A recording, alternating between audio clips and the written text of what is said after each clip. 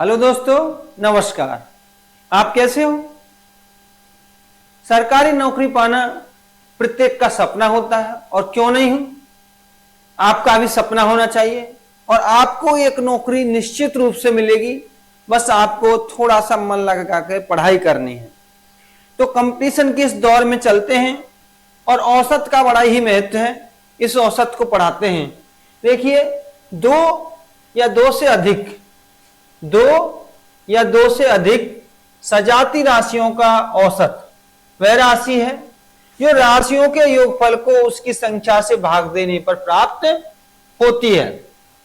राशियों के योगफल को उनकी संख्याओं से भाग देने पर प्राप्त होता है, वो योगफल कहलाता है।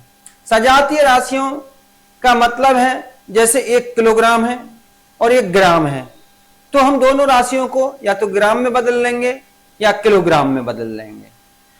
तो और दूसरा ये भी है, एक हमारा मान लीजिए तेल है और दूसरा हमारा भारी वजन है जैसे गेहूं है, तो ऐसे भी हम तुलना नहीं कर सकते हैं। दोनों सजातीय हैं, लिक्विड है यानी तरल है, तो दोनों तरल पदार्थ होने चाहिए। चलिए हम मान लीजिए कोई भी राशि ले लेते हैं, 10, 15 और 20, 3 राशि ले ली। तो राशियों का योगफल हमको करना है। ये जुड़ के हो गया 45। इनका योग कितना हो गया? 10 और 15 25 और 20 45। और राशि है हमारे पास कुल 3, तो हमने भाग दे दिया। हमारा औसत आ गया 15। अब यदि हमारे पास राशि दी हो और औसत दी हो, यानी राशियों का योगफल दिया है और औसत दिया है, तो हम राशियों की कुल संख्या ज्ञात कर सकते हैं। तो देखिए, राशियों का योगफल दिया है 45 और राशियों की जो औसत है वो हमारा 15 है। 15 × 45, तो इस प्रकार से हम ज्ञात कर सकते हैं कुल कितनी राशि है यदि योगफल दिया है और औसत दिया है। अब अगला टॉपिक हमारा यह है, यदि राशियों की संख्या दी है और औसत दिया है, तो राशियों की संख्या हमारी 3 है, औसत 15 है, तो इससे हम क्या निकाल लेंगे? योगफल निकाल लेंगे। चलिए, तो यदि राशि दी है तो उनका योगफल करेंगे और राशियों की कुल संख्या से भाग देंगे, तो हमारा औसत निकल आएगा।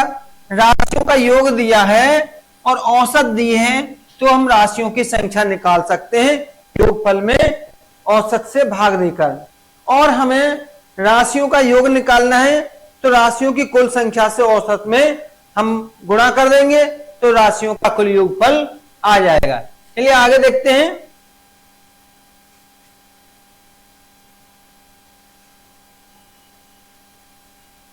अब देखिए दोस्तों, हमारे पास चाहे सम संख्या है या विषम संख्या है, कैसी भी संख्या है हमारे पास, सम है, विषम है, किसी भी प्रकार की संख्याएं हैं हमारे पास, इससे कोई मतलब नहीं है। यहां हमारे पास प्राकृतिक संख्याएं, पूर्णांक संख्याएं, पूर्ण संख्या है, यानी क्रमागत संख्या यदि हमारे पास है और कितनी भी बड़ी है, तो हम औसत बिल्कुल चुटकी में निकाल लेंगे। देखते ही कैसे निकालेंगे, देखिए 1 से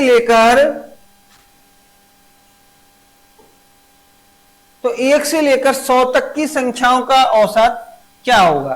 तो जैसा सूत्र के हिसाब से यदि हम करेंगे तो क्या होगा, 1 + 2 + 1 + 2 + 3 + 4, यानी 100 तक इनको जोड़ते जाएंगे और 100 से भाग देंगे।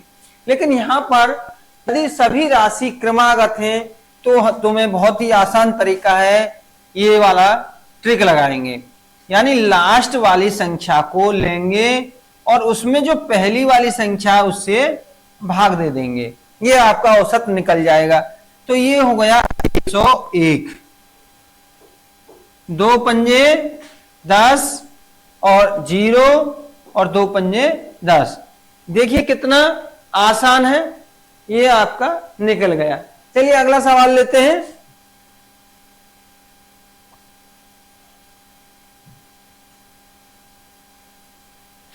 अब देखिए 1 से 15 तक की प्राकृतिक संख्याओं का औसत क्या होगा। 1 से 15 तक की तो बहुत ही आसान है। देखिए 1 से 15 तक 1 2 3 4 यानी सभी संख्याएं क्रमागत हैं। तो आपका लास्ट वाली संख्या 15 है और पहली संख्या 1 है।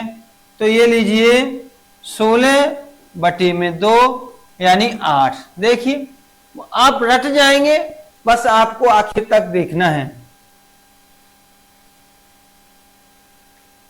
अब ये लीजिए, यानी वो तो लगातार 1 से 100 तक, 1 से 1000 तक, 10,000 तक, 899 तक, लेकिन ये बीच में से है 8 से लेकर 13 तक की संख्याओं का औसत निकालना है।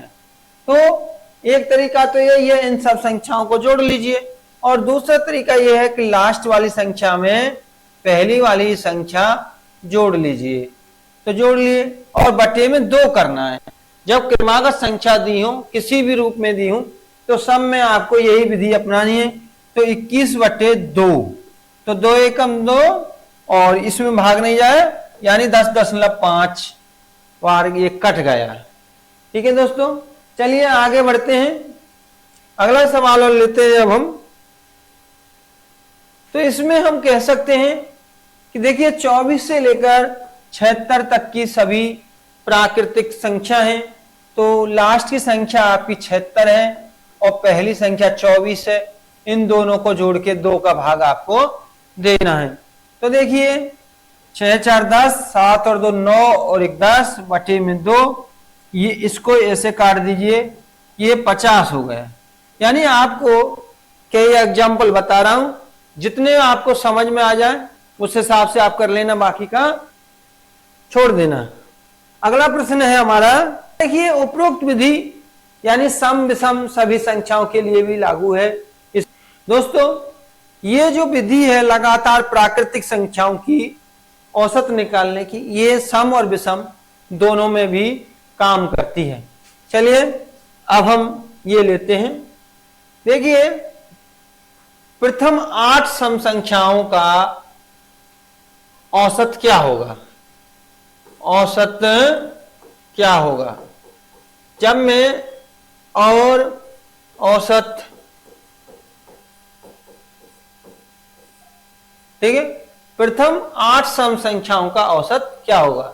तो देखिए प्रथम 8 संख्या, जैसे सम या विषम कहता है, तो जैसे प्रथम 8 उसने कहा है, तो आपको क्या है कि जैसे एक छोड़ के एक सम होती है, एक विषम होती है।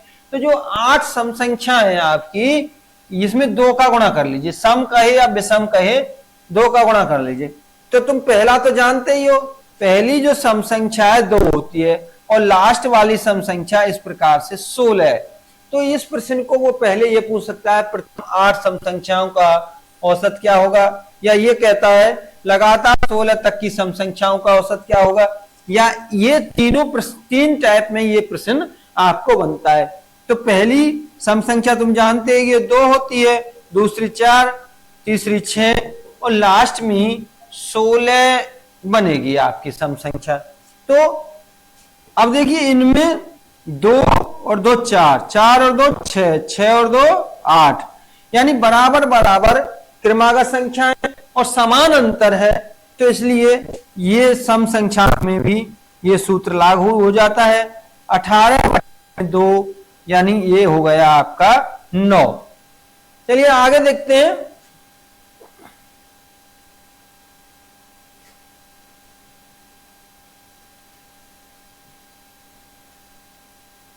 तो प्रथम 6 सम प्राकृतिक संख्याओं का औसत क्या होगा?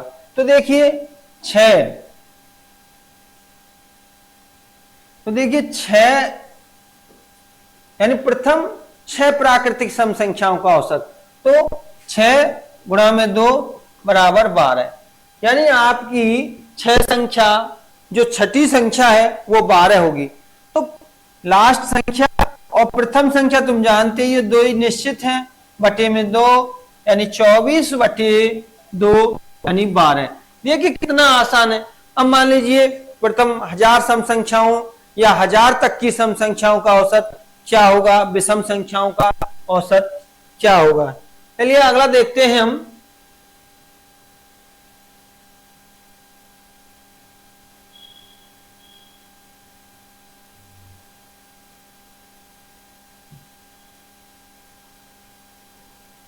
अगला प्रश्न है 1 से 43 तक की सम संख्याओं का औसत क्या होगा।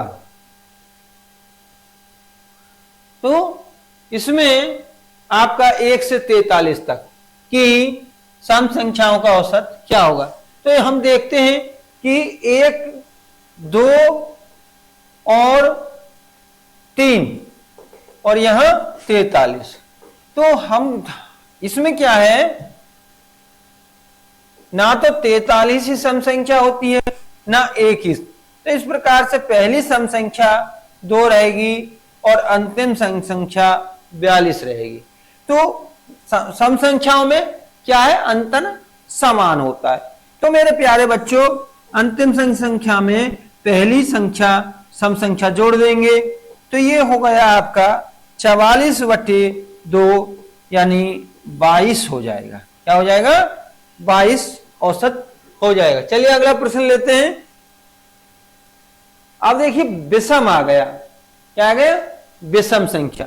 तो हम यहां देख रहे हैं जब हमारा ये विषम संख्या, प्रथम 9 विषम संख्याओं का औसत क्या है। प्रथम 9 विषम संख्याओं का औसत क्या है, या तो देखिए प्रथम 9 लगातार विषम संख्याओं का औसत क्या है। तो इसमें हमारी जो लास्ट वाली विषम संख्या, लगातार 9 विषम संख्या लेंगे हम। तो देखिए इसमें इस प्रश्न को प्रथम 17 तक की विषम संख्याओं का औसत क्या है, 1 से लेकर 17 तक की विषम संख्याओं का औसत क्या है। जो ये तीनों प्रश्न हैं, यानी वो कहे कि प्रथम 9 लगातार विषम संख्याओं का औसत क्या है, या वो ये कहे कि 17 तक की विषम संख्याओं का औसत क्या है, या 1 से लेकर 17 तक की ऐसे लिख के दे इनका विषम संख्याओं का औसत क्या है। तो जो 9वीं विषम संख्या है तो ये कौन सी है, 18।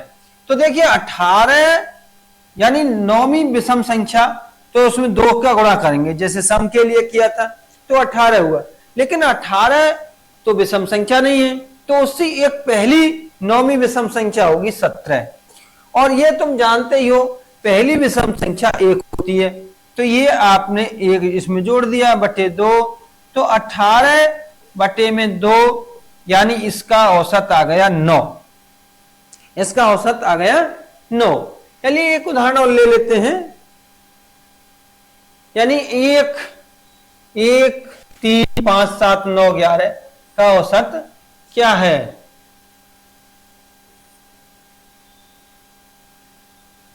तो बच्चे ये लगातार है, सब में 2-2 का अंतर है। अंतिम संख्या 11 है, पहली संख्या 1 है, बटे में 2, तो 11 और 1 12 बटे में 2, यानी आपका ये 6 औसत आएगा। चलिए अगला प्रश्न देखते हैं।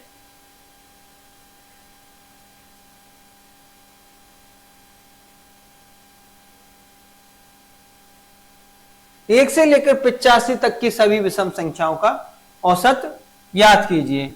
तो इसमें तो बिल्कुल सही दिया है, 1 से लेकर 85 तक की विषम संख्याओं का औसत। तो लास्ट विषम संख्या आपका 85 दिया है, लास्ट विषम संख्या 85 दिया है। तो प्यारे बच्चों लास्ट विषम संख्या 85 दिया है, और पहला तो विषम संख्या 1 होता है, ये हो गया। तो 85 और 1 86/2 यानी ये आपका आ गया 43। चलिए और एक आध उदाहरण देख लेते हैं। ये लीजिए, अब है 3 के, यानी जब पहाड़े दिए हैं, 3 का पहाड़ा, 5 का पहाड़ा, 10 का पहाड़ा, कितने का भी पहाड़ा दिया है, मान लीजिए 10 का पहाड़ा हमको 15 तक गिनना है, तो 10 का पहाड़ा कितने तक गिनता है, 15 तक।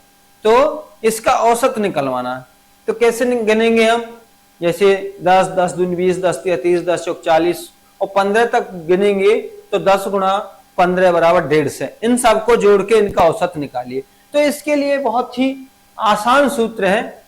देखिए आपको करना क्या है, जैसे 3 का पहाड़ा 20 तक लेना है हमको, या 21 तक लेना है। तो जो 3 का पहाड़ा है, पहाड़े को आपको यहां रखना है, और जितने तक गिनना है, जितने तक के पहाड़ों का योग करना है, 20 तक के पहाड़ों का योग करना है, तो उसमें आपको 1 जोड़ लेना है और 2 से भाग देना है। तो ये हो गया 21, 21 बटे में 2, 21 या 63 होते हैं। तो ये काट दीजिए, 2 तिया 6, 2 एकम 2, 2 पंजे 10, 31.5 आपका औसत आ गया। अब कोई भी पढ़ा हो इससे कोई मतलब नहीं है, तो यानी 20 तक कहे तो उसमें 1 जोड़ लेंगे। अब 4 का पहाड़ा होता तो यहां पर 4 आ जाता। चलिए अगला एग्जाम्पल देखते हैं, बहुत ही आसान तरीका है। 2 के प्रथम 5 गुणज का औसत क्या होगा? या तो वो ये कहे दोस्तों कि 2 के प्रथम 5 गुणज का एक औसत क्या होगा, या 2 के प्रथम 5 पहाड़ों का औसत क्या होगा। तो इसका मतलब है 2 के पहाड़े 5 तक आपको गिनने हैं। 2 के पहाड़े कहां तक गिनने हैं आपको? 5 तक गिनने हैं, 5 तक। तो 2, 2 दूनी 4, 2 तिया 6, 2 चौका 8, 2 पंजे 10, यानी इन सभी संख्याओं को जोड़ लीजिए और औसत निकाल लीजिए। चलिए आपके विश्वास के लिए इनको करके दिखा देता हूं एक बार, सादा रूप से इनको मैं आपको करके दिखा देता हूं। देखिए कितनी संख्याएं, 1 2 3 4 5, तो ये 8 आएगा दोस्तों, 8। तो 5 से भाग देंगे तो 2 और 4 6 और 6 12, 12 और 8 20, 20 और 10 30, कितना हुआ? 30 बटे में 5, तो 5 के 30। अब हमारा जो ट्रिक है क्या है? पहाड़ा कितने का है? 2 का। कितने तक गिनना है? 5 तक। जहां तक आपको गिनना है उसमें आपको 1 जोड़ना है। तो 5 प्लस में 1 और बटे में 2, तो इस 2 से 2 कट गया, 5 और 1 6। तो देखिए अब ये तो केवल 5 तक पहाड़ा लेना था, 5 तक गुणज लेना था। मान लीजिए 2 का पहाड़ा 20 तक होता, 50 तक होता, या 16 का पहाड़ा 20 तक होता, 50 तक होता, 100 तक होता। तो अब मान लीजिए अब आपको 16 का पहाड़ा लेना है और 11 तक लेना है। कहां तक लेना है? 11 तक। तो जब 11 तक लेना है, 16 के पहाड़ों का गुणज का औसत लेना है, तो 11 और 1 12, बटे में आपको करना है 2। तो 2 से ये काट दिया हमने, 12 8 96। कितना आसान है दोस्तों। चलिए